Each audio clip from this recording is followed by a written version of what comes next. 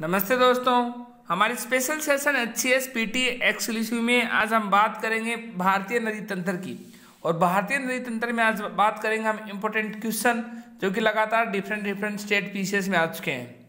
हम आपको बता दें, ये हमारी इंडियन ज्योग्राफी की क्लास 7th है। इससे हम 6 क्लास ले चुके हैं, जिसमें हमने बताया आपको भारत के अंतर्राष्ट्रीय सीमा, पड़ोसी देश, भारत के द्वीप और भारत के नदी तंत्र। हमने सबसे पहले आपको बताया गंगा नदी तंत्र, ब्रह्मपुत्र नदी तंत्र और सिंधु नदी तंत्र, और उसके बाद प्रायद्वीपीय नदी तंत्र। आज हम बात करेंगे इन सभी से रिलेटेड कुछ इंपॉर्टेंट क्वेश्चन। चलो स्टार्ट करते हैं आज का सेशन। हम आपको बता दें क्वेश्चन की हमारी 2 क्लास आएंगी। आज पहली क्लास है, अगली क्लास आएगी जिससे हम सभी इंपॉर्टेंट क्वेश्चन कवर करेंगे। चलो स्टार्ट करते हैं। निम्नलिखित में से किस नदी का उद्गम भारत में होता है तथा भारत में समाप्त हो जाता है? ब्रह्मपुत्र, सिंधु, कोसी, चंबल। इसका सही आंसर है ऑप्शन डी, चंबल। चंबल ऐसी नदी है जिसका उद्गम भारत में होता है और भारत में समाप्त हो जाता है। हम आपको बता दें चंबल का उद्गम मध्य प्रदेश के मऊ के समीप स्थित जाना पाव पहाड़ी के सिंगार चोरी चोटी में होता है। इस तरह इसका सही आंसर होगा ऑप्शन डी, चंबल। अगला प्रश्न, भारत की निम्न में से कौन सी नदी दक्षिण गंगा के रूप में जानी जाती है? कृष्णा, महानदी, गोदावरी, कावेरी। इसका सही आंसर है ऑप्शन सी, गोदावरी।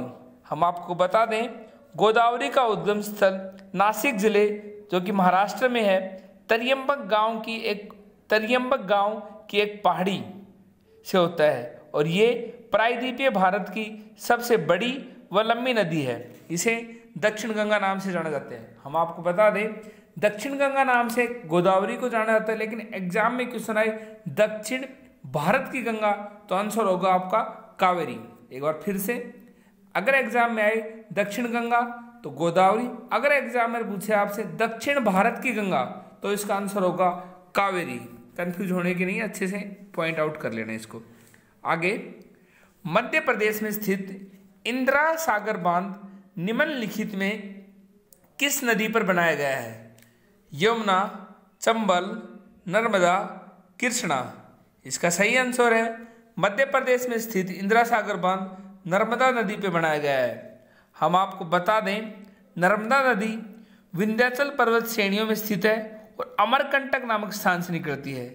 ये नदी विंध्या एवं सतपुड़ा पर्वत श्रृंखला के मध्य होकर बहती है। एग्जाम में अक्सर क्वेश्चन आता है कौन सी ऐसी नदी है जो विंध्या और सतपुड़ा श्रेणी के बीच में बहती है? इसका आंसर होगा नर्मदा नदी। आगे प्रश्न 4, कर्नाटक में स्थित कृष्णराज सागर बांध निम्न में से किस नदी पर बनाया गया है? कावेरी, गोदावरी, कृष्णा, महानदी। इसका सही आंसर है ऑप्शन ए, कावेरी। हम आपको बता दें कर्नाटक के कुर्ग जिले में स्थित ब्रह्मगिरी पहाड़ियों से कावेरी का उद्गम स्थान होता है, और इसे दक्षिण भारत की गंगा भी कहा जाता है। ये हमने आपको बताया था, दक्षिण की गंगा गोदावरी, दक्षिण भारत की गंगा कावेरी। आगे, निम्नलिखित में से किस नदी के किनारे अजमेर शहर स्थित है? लूनी, गंगा, तीस्ता, व्यास। इसका सही आंसर है ऑप्शन ए, लूनी नदी। हम आपको बता दें अजमेर जिले में स्थित नाग पहाड़ जो कि अरावली पर्वत का भाग है, वहाँ से लूनी नदी का उद्गम स्थान होता है, और ये पुष्कर के समीप 2 धाराओं सरस्वती और सागरमती के रूप में उत्पन्न होती है, जो गोविंदगढ़ के निकट आपस में मिल जाती है, और वहाँ से लूनी नदी का उद्गम स्थान होता है। हम आपको बता दें ये भारत की एक ऐसी मात्र नदी है जो अंतर्वाही नदी, यानी कि ये नदी समुद्र तक नहीं पहुँच पाती, ये बीच में खत्म हो जाती है। ये भी अक्सर एग्जाम में क्वेश्चन आता है, उसका आंसर होगा लूनी नदी, जिसे हम कहते हैं अंतर्वाही नदी। आगे अगला प्रश्न, अलकनंदा और भागीरथी नदी किस स्थान पर आपस में मिलकर गंगा नाम से प्रभावित होती हैं? हम आपको बता दें हमने बिल्कुल आपको बता रखा है कि अलकनंदा से धौली गंगा मिलती है, विष्णु प्रयाग बनता है। ये सभी हमारी वीडियो लिस्ट में आप जाके विस्तार से देख सकते हो। एक बार रिपीट करते हैं क्वेश्चन। अलकनंदा और भागीरथी नदी किस स्थान पर आपस में मिलकर गंगा नाम से प्रभावित होती हैं? देवप्रयाग, इलाहाबाद, हरिद्वार, ऋषिकेश। इसका सही आंसर है ऑप्शन ए देवप्रयाग। हम आपको बता दें देवप्रयाग में अलकनंदा भागीरथी नदी से मिलती है और वहीं से इसका नाम होता है गंगा। आगे जब ये बंगाल में गंगा पूजती है इसे पद्मा कहते हैं, और जब ये ब्रह्मपुत्र नदी से गंगा नदी मिल जाती है इसे मेघना कहते हैं। ये हम आगे आपको बताएंगे।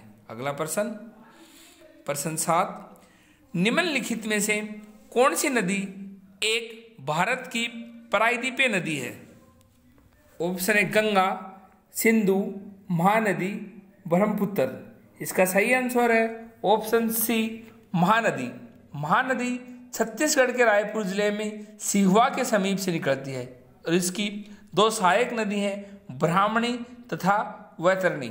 हम आपको बता दें हमने प्रायद्वीपीय नदी में बता रखा है, प्रायद्वीपीय नदी हमने 2 भागों में डिवाइड की थी। एक वो नदी जो अरब सागर में गिरती हैं, एक वो नदी जो कि बंगाल खाड़ी में। ये प्रायद्वीपीय नदी हमने बताया था, वो नदी जो अरब सागर में गिरती हैं और वो नदी जो बंगाल खाड़ी में गिरती है, और ये महानदी नदी बंगाल की खाड़ी में गिरती है। आगे अगला प्रश्न, निम्नलिखित में से कौन सी नदी एस्चुरी जवारदन मुख बनाती है? कावेरी, नर्मदा, महानदी, कृष्णा। इसका सही आंसर है ऑप्शन बी नर्मदा नदी। हमने आपको बताया था विंध्याचल पर्वत श्रेणियों में स्थित अमरकंटक नाम स्थान से निकलती है नर्मदा नदी। हम आपको बता दें भारत में पश्चिम में बहने वाली नदियाँ जैसे नर्मदा, ताप्ती, पेरियार आदि डेल्टा का निर्माण न करके एस्चुरी यानी जवारदन मुख बनाती हैं। इसका कारण ये है ये रिफ्ट वैली यानी कि भ्रंश घाटी से प्रभावित होने पर अधिक गति के कारण इन नदियों में गाद की मात्रा बहुत कम होती है, इसलिए ये डेल्टा का निर्माण नहीं करती और ये त्रिवाहिनी नदियाँ अपने मुहाने पर गाद का जवाब नहीं कर पाती और गाद सीधे समुद्र में गिर जाता है। इस तरह ये नदियाँ अपने मुख पर जवारदन मुख यानी कि एस्चुरी बनाती हैं। आगे अगला प्रश्न, कौन सी नदी राष्ट्रीय जलमार्ग 1 पर स्थित है? गंगा, महानदी, बराक नदी, नर्मदा नदी। इसका सही आंसर है ऑप्शन ए गंगा नदी पर स्थित है राष्ट्रीय जलमार्ग 1 यानी नेशनल वाटरवे। अगला प्रश्न, भारत की वृहत्तम नदी कौन सी है? गोदावरी, कृष्णा, महानदी, गंगा। इसका सही आंसर है ऑप्शन डी गंगा। हम आपको बता दें भागीरथी और अलकनंदा से मिलने के बाद हम इसे गंगा कहते हैं और गंगोत्री के पास गोमुख हिमानी समुद्र तल से 3900 मीटर से भी अधिक ऊंचाई पर से उद्गम स्थान है गंगा का, जिसे हम भारत की वृहत्तम नदी कहते हैं। अगला प्रश्न, गंगा नदी को बांग्लादेश में किस नाम से जाना जाता है? पद्मा, जमुना, मेघना, सांगपो।